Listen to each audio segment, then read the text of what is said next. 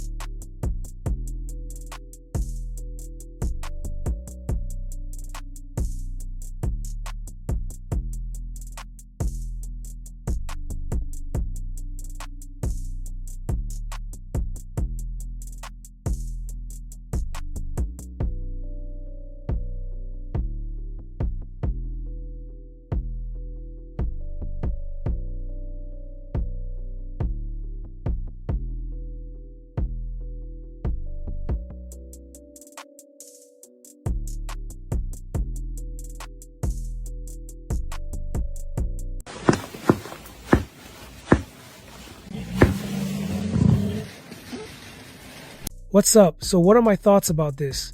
Here's the thing. Moments like this show the power of social media when it's used the right way.